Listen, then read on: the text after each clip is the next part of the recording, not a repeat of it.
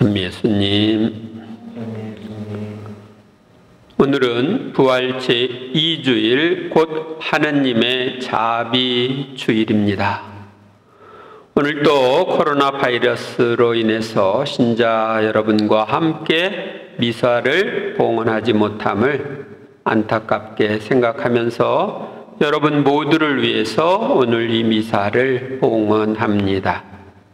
성 요한 바오로 2세 교황님은 대희년인 2000년 부활 제2주일에 예수님께서 하느님의 자비에 대한 신심을 알려주신 폴란드 출신 파우스티나 수녀님을 성인 품에 올리셨습니다.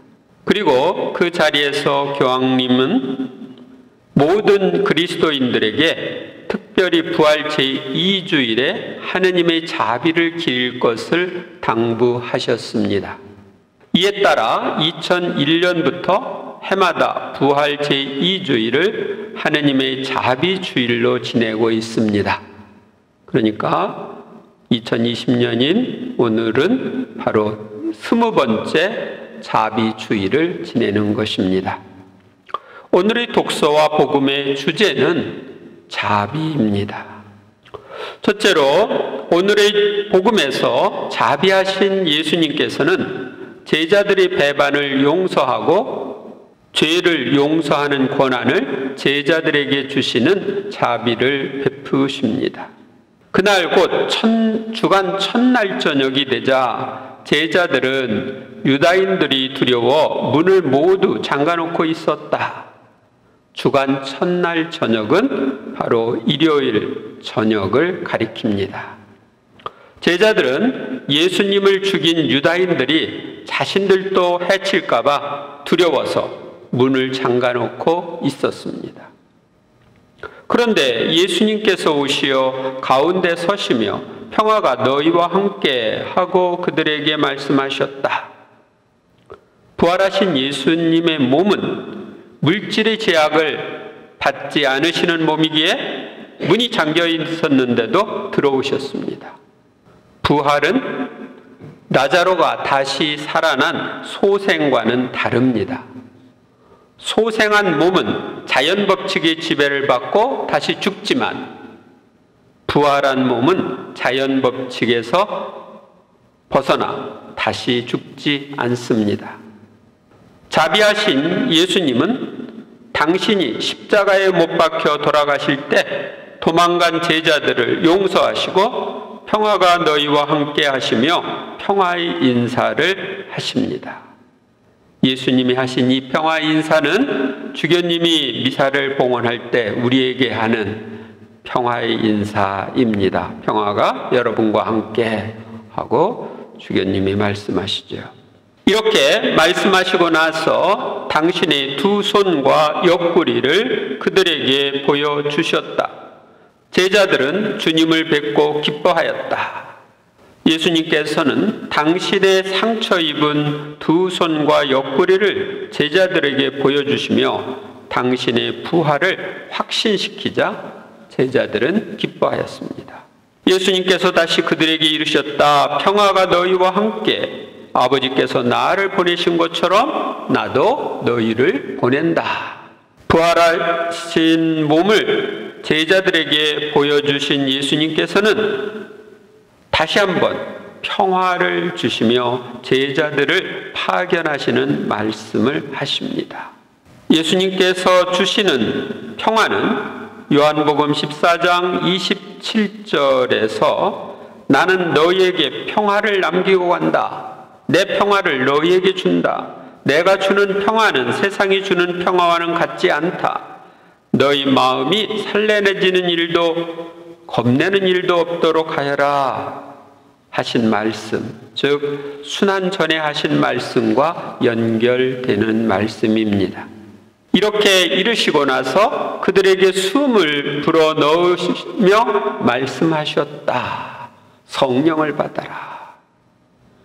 예수님이 숨을 불어넣은 것, 여기서 예수님의 숨은 성령을 상징합니다. 그래서 숨을 불어넣으면서 성령을 받아라 하고 말씀하신 것입니다. 너희가 누구의 죄든지 용서해주면 그가 용서를 받을 것이고 그대로 두면 그대로 남아있을 것이다.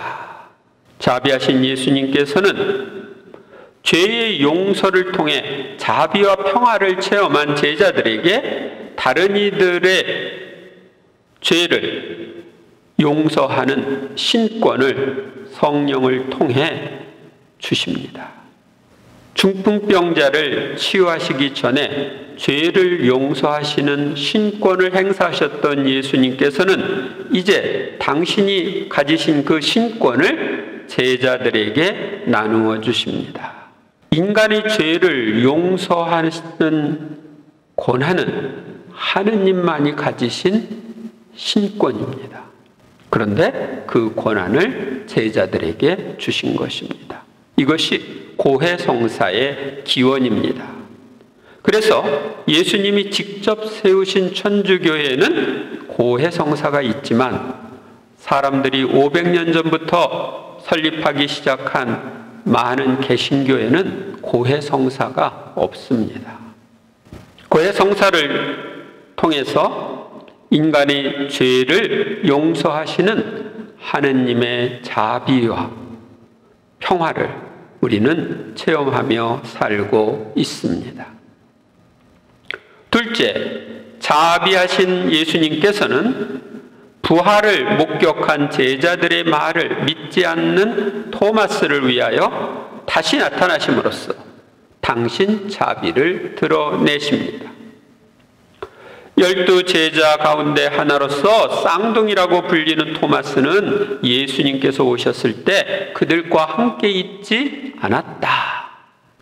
하느님이여 사람이신 그리스도의 시라는 책에 보면은 토마스는 쌍둥이인데 이난성 쌍둥이라고 합니다. 그래서 누이 동생이 있었습니다. 그래서 다른 제자들이 그에게 우리는 주님을 배웠어 하고 말하였다. 그러나 토마스는 그들에게 나는 그분의 손에 있는 못자국을 직접 보고 그 못자국에 내 손가락을 넣어보고 그분 옆구리에 내 손을 넣어보지 않고는 결코 믿지 못하겠소 하고 말하였다. 보지 않고는 믿지 못하겠다는 토마스는 의심 많은 사람의 대명사로 불리기도 합니다. 그래서 의심 많은 사람은 넌 토마스 같다 이렇게 말하기도 합니다. 여드레 뒤에 제자들이 다시 집안에 모여 있었는데 토마스도 그들과 함께 있었다. 문이 다 잠겨 있었는데도 예수님께서 오시어 가운데 서시며 평화가 너희와 함께 하고 말씀하셨다. 그리고 나서 토마스에게 이르셨다. 내 손가락을 여기 대보고 내 손을 보아라. 내 손을 뻗어 내 옆구리에 넣어 보아라. 그리고 의심을 버리고 믿어라. 예수님이 이렇게 말씀하셨을 때 토마스가 아 그러지요? 그러고 선뜻 손가락을 넣어 보았을까요? 마리아 발도르다가 쓴 예수님 그 하느님이여 사람이신 그리스도의 시에는 이런 내용이 나옵니다. 토마스가 선뜻 그렇게 하지를 못합니다. 그러자 예수님이 손을 이리 다오 하면서 상냥하게 말씀을 하십니다. 그러면서 사도의 오른손을 잡고 검지를 붙들어 당신의 왼손에 찢어진 곳으로 가져다가 손바닥이 꿰뚫렸다는 것을 느끼게 하시려고 그 손가락을 깊숙이 들여보내십니다. 그리고 또 손도 옆구리에 넣게 해가지고 심장까지 만질 수 있도록 그렇게 하십니다. 예수님의 손과 옆구리에 넣었던 토마스 사도의 오른쪽 두 번째 손가락, 이 검지는 지금 어디에 있을까요? 로마에 있는 예루살렘의 성 십자가 성당에 가보면 이 두 번째 손가락이 보존되어 있습니다. 토마스 사도가 예수님께 대답합니다. 저의 주님, 저의 하느님. 그러자 예수님께서 토마스에게 말씀하셨습니다. 너는 나를 보고서야 믿느냐? 보지 않고도 믿는 사람은 행복하다. 예수님께서는 토마스에게 나타나시어 부활에 대한 의심에서 벗어나게 하는 자비를 베푸셨습니다. 예수님을 주님과 하느님으로 고백한 토마스 사도의 신앙 고백은 성체를 축성하여 들어올리는 거양성체 때 우리가 하는 고백이기도 합니다. 옛날부터 우리는 축성하여 들어올려진 성체를 바라보면서 내 주시오, 내 천주시로소이다 하고 고백했습니다. 즉 저의 주님, 저의 하느님 하고 고백하는 것입니다. 예수님을 주님과 하느님으로 고백한 토마스 사도는 그 당시 땅끝이라고 말하던 인도까지 가서 복음을 전했습니다. 인도에는 오늘날도 천주교 신자가 거의 없습니다. 인구의 1, 2% 정도밖에 안 됩니다. 그런데 토마스 사도가 복음을 전한 인도의 서남부 해안 지역인 케랄라주는 인구의 3분의 1이 천주교 신자입니다. 그래서 인도 신자의 대부분이 이 케랄라주에 있습니다. 저는 하느님의 자비로 인도의 케랄라주를 방문한 적이 있습니다. 그곳에서 토마스 사도의 상본을 구해왔는데요. 이 상본입니다. 이 상본에 보면은 토마스 사도가 오른손에 자신이 순교할 때 사용되었던 창을 들고 있습니다. 그런데 오른손 두 번째 손가락이 빨갛게 칠해져 있습니다. 바로 예수님의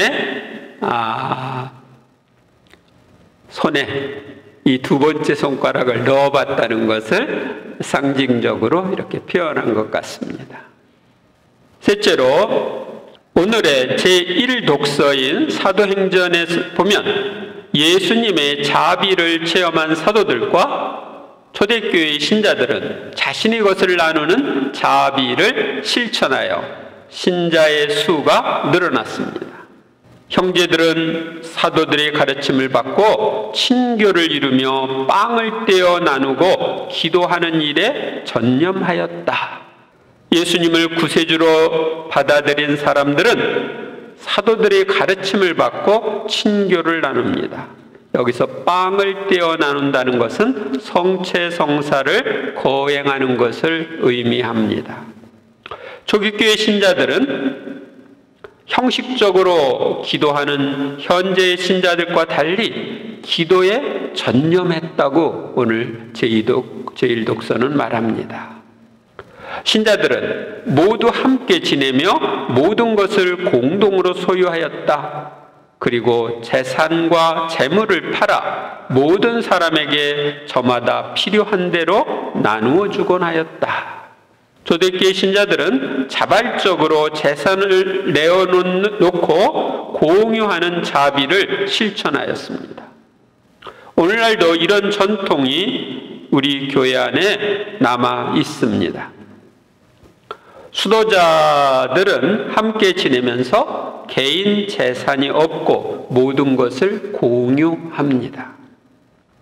또 각 본당의 재산도 사실은 그 본당께 아니라 교구 겁니다. 본당의 수입도 공유하는 재산이기에 교구가 정한 비율에 따라서 본당에서는 교구 납부금을 바칩니다. 또 세계적으로는 교황청의 운영을 위해서 또 각국에서 돈을 내기도 합니다. 그들은 날마다 한 마음으로 성전에 열심히 모이고 이 집 저 집에서 빵을 떼어 나누었으며 초기 교회의 신자들은 일주일에 한 번 성전에 모인 것이 아니라 날마다 성전에 모였다고 되어 있습니다. 그리고 집집이 돌아가면서 성찬의 전례를 거행했습니다. 왜냐하면 이 당시는 성당이 없었고 성찬의 전례를 지금처럼 거행할 수 있는 공간이 없어서 집에서 거행을 했던 것입니다. 즐겁고 순박한 마음으로 음식을 먹고 하느님을 찬미하며 온 백성에게 호감을 얻었다. 주님께서는 날마다 그들의 모임에 구원받을 이들을 보태어 주셨다. 신자들은 즐겁게 음식을 나누고 하느님을 찬미했습니다. 그러자 온 백성에게서 호감을 얻었고 주님께서는 신자들의 수를 날마다 늘려주셨습니다. 한국에서 천주교에 대한 호감이 제일 높습니다. 우리는 이런 호감을 이용해서 많은 신자들이 늘어나도록 해야 하겠습니다. 넷째, 오늘의 제2 독서는 우리가 하느님의 크신 자비로 새로 태어나 하늘에 보존된 상속재산을 얻게 되었다고 말합니다. 우리 주 예수 그리스도의 아버지 하느님께서 찬미받으시기를 빕니다.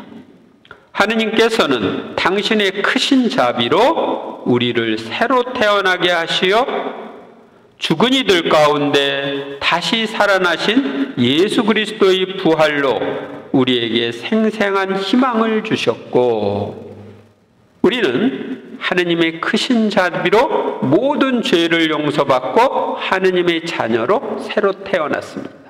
그리고 예수님의 부활로 우리의 부활과 내세에 대한 생생한 희망을 품게 되었습니다. 또한 썩지 않고 더러워지지 않고 시들지 않는 상속재산을 얻게 하셨습니다. 이 상속재산은 여러분을 위하여 하늘에 보존되어 있습니다. 우리는 하느님의 자녀이기에 하늘에 보존되어 있는 상속재산을 얻게 되었습니다. 우리가 세상을 떠난 다음에는 이것을 상속받게 될 것입니다. 다섯째, 우리는 예수님께서 성녀 파우스티나에게 알려주신 자비심 5단 기도를 통하여 우리에게 필요한 하느님의 자비를 입을 수 있습니다. 이 자비심 5단 기도는 하느님의 자비를 입을 수 있는 강력한 힘을 가진 기도입니다. 특히 임종자들의 구원을 위하여 자신에게 꼭 필요한 자비를 청하기 위하여 바치면 아주 좋습니다. 묵주를 활용해서 하는 이 자비심 5단 기도를 바치는 방법은 다음과 같습니다. 먼저 이 묵주를 가지고 준비 기도로 주님의 기도, 성모송, 사도, 신경을 바칩니다. 그리고 나서 이제 묵주의 기도에서 주님의 기도를 하는 이 묵주 아래서 주님의 기도 대신에 영원하신 아버지, 저희가 지은 죄와 온 세상의 죄를 보속하는 마음으로 지극히 사랑하시는 당신 아드님 우리 주 예수 그리스도의 몸과 피, 영혼과 신성을 바치나이다. 이렇게 한 번 합니다. 그리고 성모송을 바치는 묵주 아래서는 성모송 대신에 예수님의 순환을 보시고 저희와 온 세상에 자비를 베푸소서를 합니다. 그래서 10번 이렇게 하면은 1단이 되겠지요. 그 다음에 다시 영원하신 아버지, 저희가 지은 죄와 온 세상의 죄를 보속하는 마음으로 지극히 사랑하시는 당신 아드님 우리 주 예수 그리스도의 몸과 피, 영혼과 신성을 바치나이다를 주님의 기도 대신에 합니다. 그리고 성모송 대신에 예수님의 순환을 보시고 저희와 온 세상에 자비를 베푸소서를 10번 합니다. 이런 식으로 해서 이 5단을 다 바칩니다. 그리고 이제 5단 끝에는 마침 기도로 거룩하신 하느님, 전능하시고 영원하신 분이시여 저희와 온 세상에 자비를 베푸소서를 3번 반복합니다. 그리고 저희를 위한 자비샘이신 예수 성심에서 세차게 흘러나온 피와 물이시여 저희는 당신께 의탁하나이다를 한번 바치고 마칩니다. 오늘은 하느님의 자비심을 기리는 자비주일입니다. 자비하신 하느님 예수님께서는 제자들의 배반을 용서하시고 평화를 주셨습니다. 그리고 당신의 자비와 평화를 체험한 제자들에게 다른 이의 죄를 용서하는 신권을 주시면서 고해성사를 세우셨습니다.